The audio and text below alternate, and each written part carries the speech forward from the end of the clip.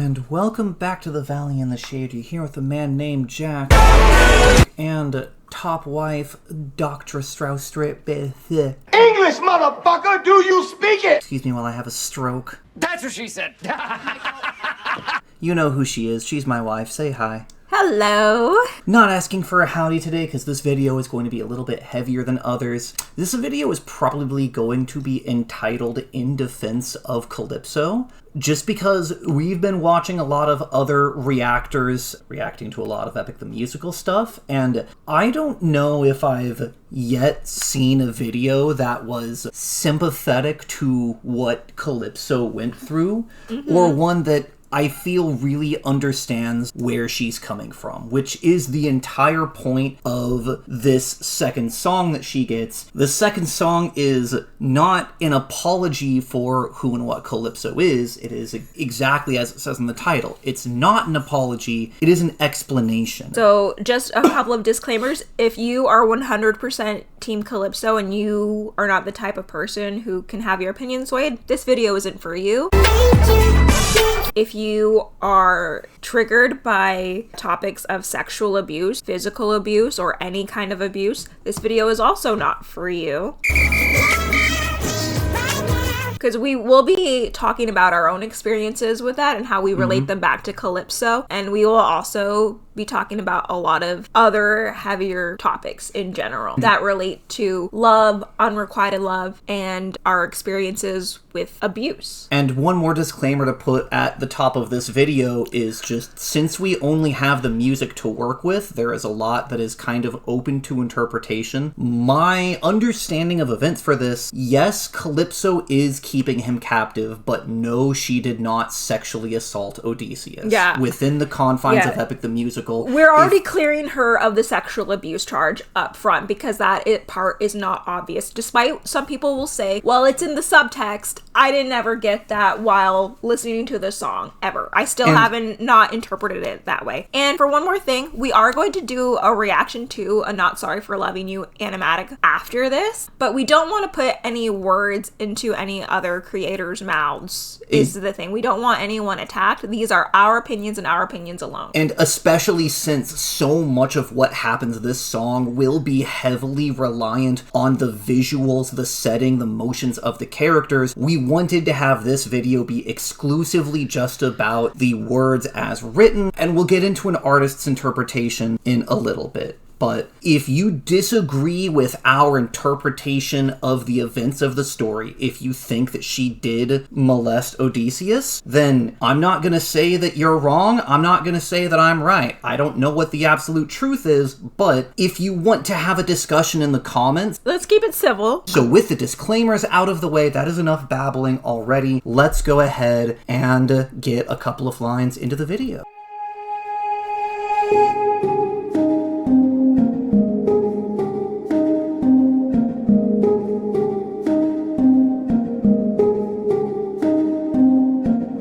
Someone arrived today.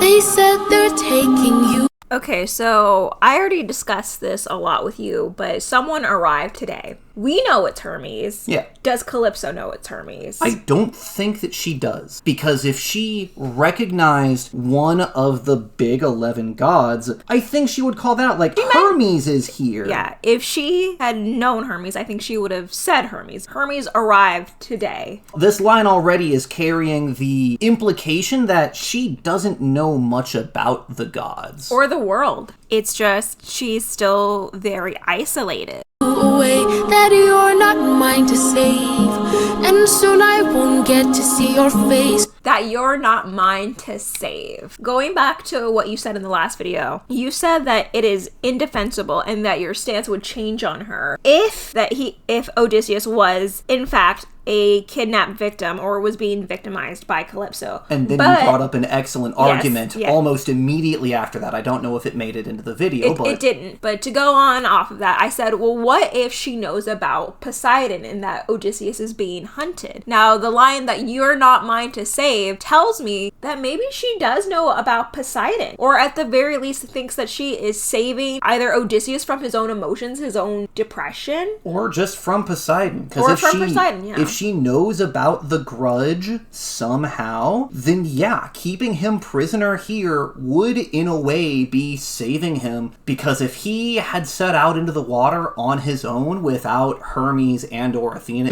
Wait a minute! Strike that. Reverse it. In his corner, he wouldn't have had the windbag, and Poseidon would have just killed him. So yeah, like in a very roundabout way, her interference does in fact help Odysseus in the long run. Now, again, that is based on a conjecture that she maybe knows about Poseidon, but even if she doesn't, this line here is again building that idea she does deeply care about him, and she wants him to be happy, and she wants him to be happy here with her. Yeah, I feel like even if you can make the argument that she doesn't know about Poseidon, she still in her own mind is convinced that she has been saving him. I think that there's a good demarcation line to draw here between a person who is problematic and an abuser. An abuser does not want their victim to be happy most of the time. I'm not going to say universally everywhere, but one of the cornerstones of abuse is selfishness on the part of the abuser and trying to inflict emotional or physical harm on the victim to isolate them to gain something. It depends. I feel like you're talking about an abuse situation that is specific to narcissism. And there are fair. many forms of abuse. I don't want to diminish anyone's point of view or their experiences with any kind of abuse, because even good people can be abusive or have abusive tendencies. And actually, I will immediately walk back that generalization, because you're correct, that is a grossly wrong one to make. You absolutely can have someone who has the best intentions and thinks that they are doing well end up as an abuser when they fail to correctly regard or understand the other person's emotions, desires, and needs. The road to hell is paved with good intentions. I am of the opinion that Calypso is both captive and captor. Because she is confirmed unable to leave this island. That is a hard canon part of both the original narrative, and it's not explicitly stated here. No, it is. She says no one can come or go. She's stuck here. Under my spell, we're stuck in paradise. I think a lot of these actions are coming from a place where she's also just very lonely, but I also do believe she genuinely has felt in the past that she's saving Odysseus from something or possibly someone. So I came by to say, you're unlike anyone I have ever known, 'cause you're all I've ever known.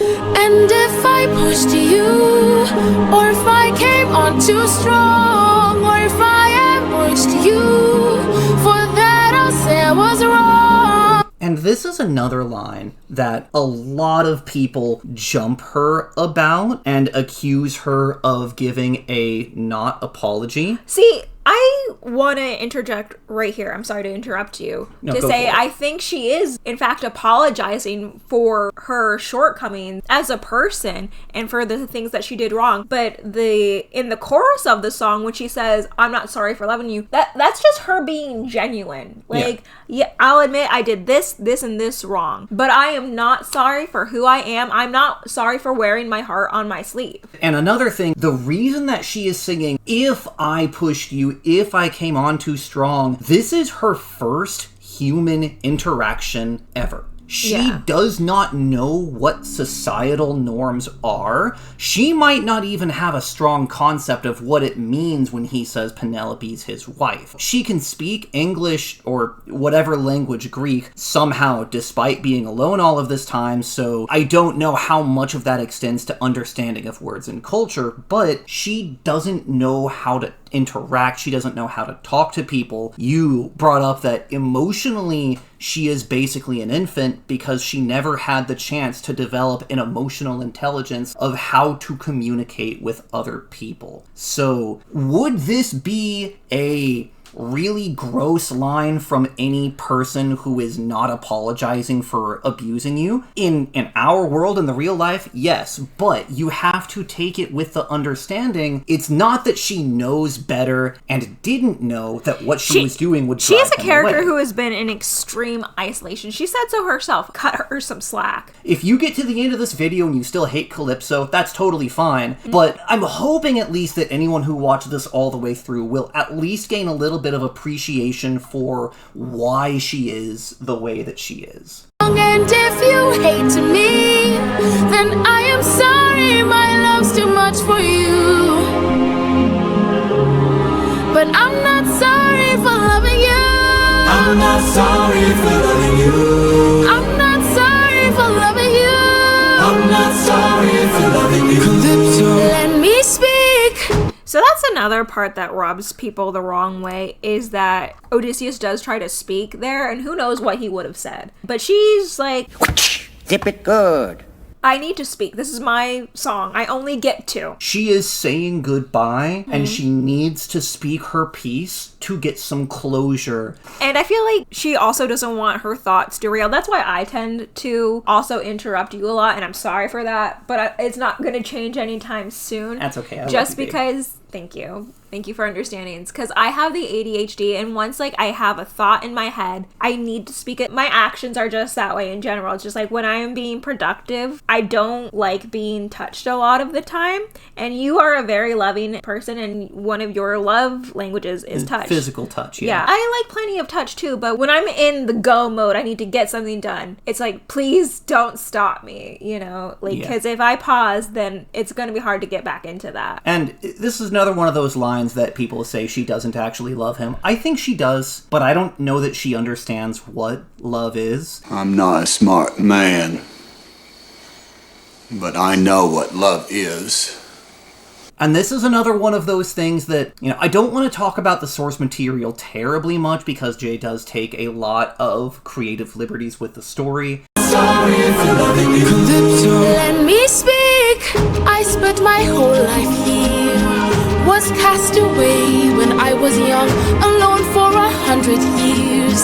I had no friends but the sky and sun. Challenge for anyone watching at the moment, go down to the comment section and take a moment to think. I want you to write down what you think the longest you've gone without some kind of human contact is. Whether that's passing someone on the street, getting a phone call, a text message, messaging someone on Facebook, Instagram, TikTok, whatever. I want you to stop and think, what is the longest you have ever gone without some kind of human contact? And I'll be surprised if anyone puts an answer of more than 36 or 48 hours. You'd have to be 100% isolated from the world, so no social media, Yeah, no no- YouTube, no nothing. No human interaction, not even a parasocial relationship of YouTube. Isolation. There is a reason that solitary confinement is the top tier punishment in prisons, and there's a reason a lot of people have been pushing to get that removed as a cruel and unusual punishment. It absolutely destroys the human psyche to be kept in isolation like that. We are social creatures. We are meant to interact with one another. One of the reasons that so many shipwreck movies or movies where the main character ends up alone on a deserted island, one of the big reasons that they all go crazy from those experiences is because that's not a movie dramatization. You will go insane.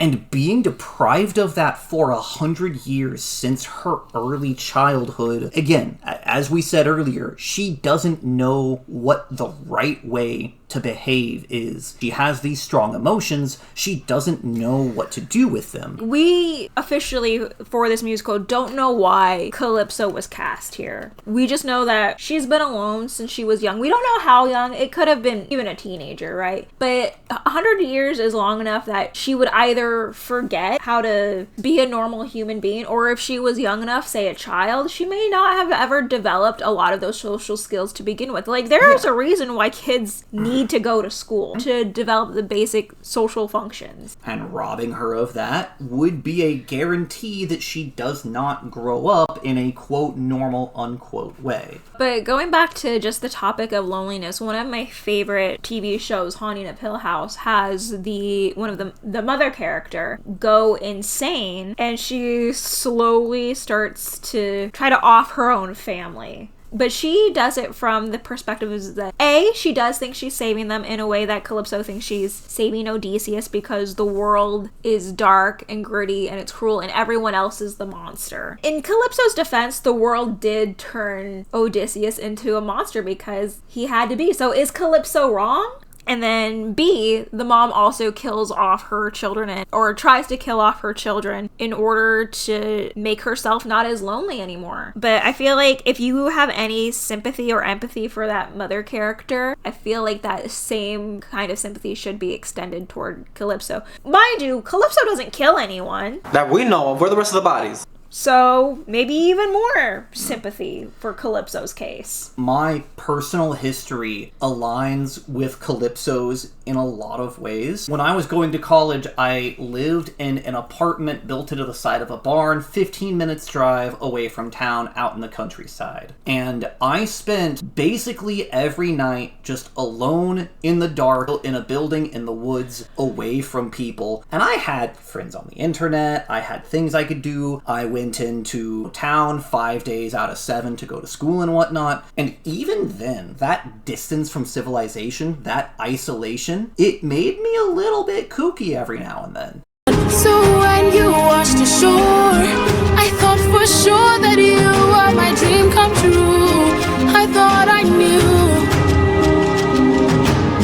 So if I pushed you, or if I came on too strong, or if I ambushed you, for that I'll say I was wrong. And if you hate me, then I am sorry, my love's too much for you.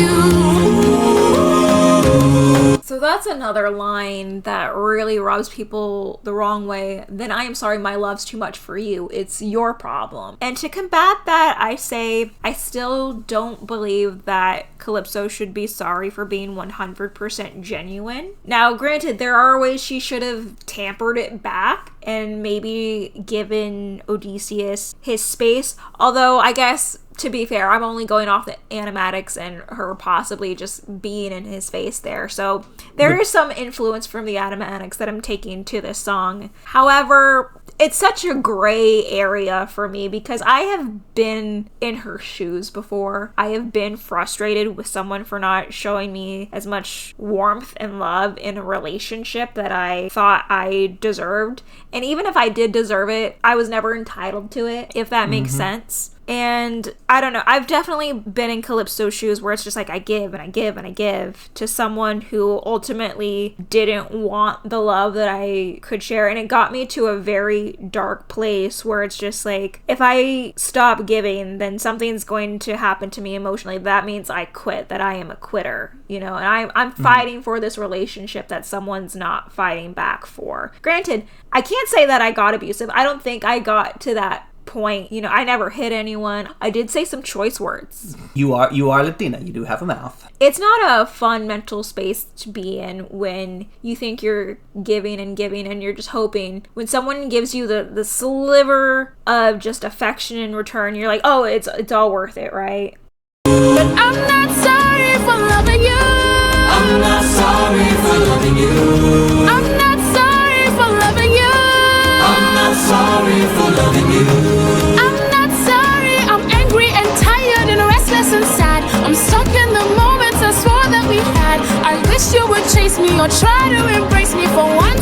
I wish you would lie and say. So, it's a long story. I'm not going to get into all of it here. But I have been in an almost identical situation to Calypso, where I was in love with someone that I could not have, and I knew that I couldn't have them, and it hurt a lot. And I tried to say, hey, this is destroying me. Let me just say goodbye. Like, we can't be friends. If I can't have you, like, we should just go our separate ways. Separate ways. Separate ways. Yeah. Separate ways. Mm-hmm. Woo. if you ever find yourself in that situation, or if you've ever found yourself in that situation of loving someone that will never love you back, because that's where she is at this point. He's leaving and she knows he'll be gone forever. That is such an emotionally devastating experience that I almost did not recover from. Yeah. Strasberry can attest. Yeah, I was around for those situations. But I've also been the person in a relationship that wasn't at all interested in the person pursuing me. I did end up being sexually assaulted, and that sucked. But I don't see any of those tendencies in Calypso. And I'm not saying that sexual abuse is one size fits all. I don't want to diminish anyone's experience with that, because a lot of people who have criticized Calypso have been vulnerable about their own experiences. However, I still have to say, I think they are projecting those experiences onto her, and they're not seeing her from a different perspective. That the fact that I've been on both sides of this makes me appreciate the entire scope of the character. But in defense of the content creators we've watched, not going to name any names whatsoever for this one, but it is totally normal to view an interaction through the lens of your past experience. You understand new data based on what happened from old data, so we're just saying that, for me at least, someone who did not have that particular experience, I don't see a connotation of assault in Calypso's lines. That doesn't mean it didn't happen, but I don't think that it did. Yeah, I feel like if Jay came out today and said Calypso is a rapist, this video would be null and void. We'd delete the video, honestly. We just replace it with like a, hey, we're wrong, sorry, and we delete the video. That's another thing I want to say as a disclaimer. We also reserve the right to be incorrect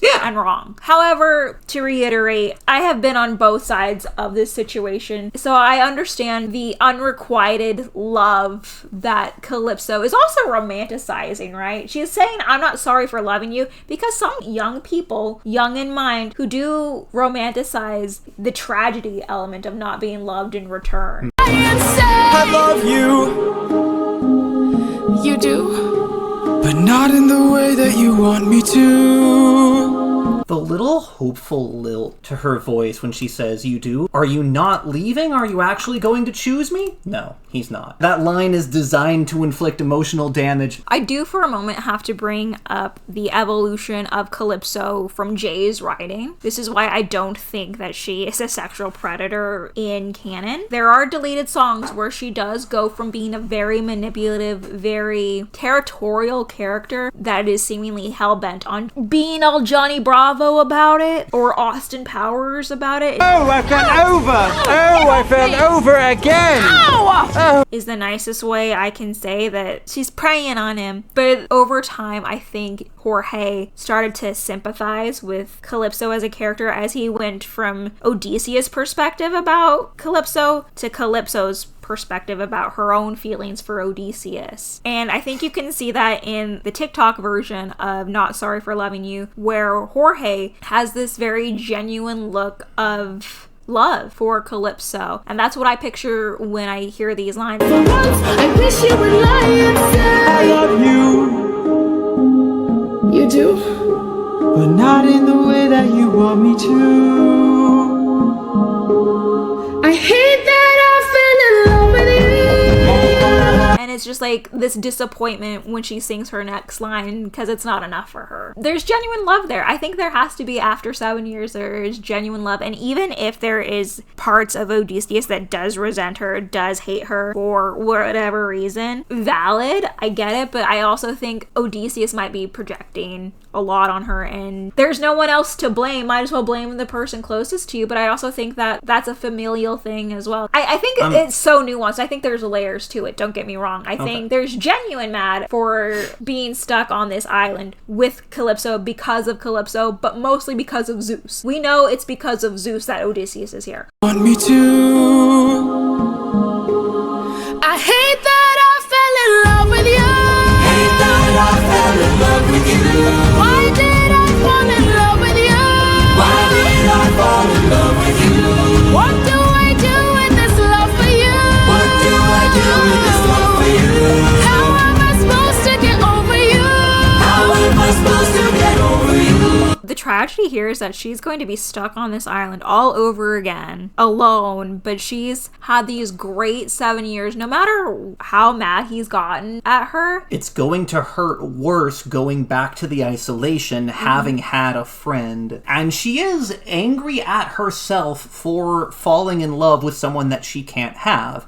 And she maybe didn't understand that she couldn't have him at first, but yeah, speaking as someone who's been there, the self-loathing and self-hatred, because you know that the emotional pain you're going through is your own fault after a certain point, but you don't get to choose who you fall in love with. It's not like you've got an on-off switch that you can flip. This is a very emotionally raw moment that isn't about Odysseus. I've seen some people try to spin this as a last-ditch guilt trip to try to convince Odysseus to stay. I see this as her releasing her emotions to the wind because it hurts. No reason for me not to take Calypso at face value for literally every word, because there are ways you could sing a lot of these lines where it would feel slimy, where it would feel manipulative, but I don't think that's what's coming from Barbara. The delivery does feel very earnest and open. It is coming from the diaphragm, you know, is how emotional it is. I can hear where the wind in her is coming from. I feel like you're completely robbing yourself of understanding this character and enjoying her for what she is. None of this is to diminish the badness of how aggressively she ignores Odysseus's requests for space and distance. He establishes very early on that he is married and he doesn't want to bang, and she very aggressively ignores that. But we also need to keep in mind, we don't know what's happened in 7 years between them. Yeah. We don't know if she's grown or that she hasn't grown as a character in 7 years. I'm just gonna say this, just like she is not sorry for her love, this video is not to apologize for Calypso. Yeah. It's just to try to explore and explain where she's coming from and why she's the way that she is. You can disagree with someone and still have empathy for what they've gone at the through. end of the day, it is called In Defense of Calypso, but I'm not apologizing for her actions. I'm not defending her actions. However, I do want to defend her against the critics who would call her manipulative or abusive, because I don't think ultimately that's what's happening here. And I also feel people have thrown out the word gaslight with her, not knowing what gaslighting even means. And as an abuse victim, please don't do that. If you're gonna throw out the word gaslighting, I need you to fucking know what that means. Gaslighting means to make someone else, specifically the abuse victim, think that they are crazy. And I don't think there is ever a point that Calypso says, Odysseus, you're wrong for the way you feel. Gaslighting is when you make a victim question their reality and question their understanding of events. Because, again, playing into that theme of she doesn't understand social interactions, she could have wildly misunderstood some of the things that they did and said. 7 years is a long time that we don't get to see what happened until there is an official movie, video game, animation series, whatever, until the man Jalapeno himself has published an official canon video. I'm gonna withhold final judgment. A lot of this is, again, open to interpretation. Why in the world would you love me too?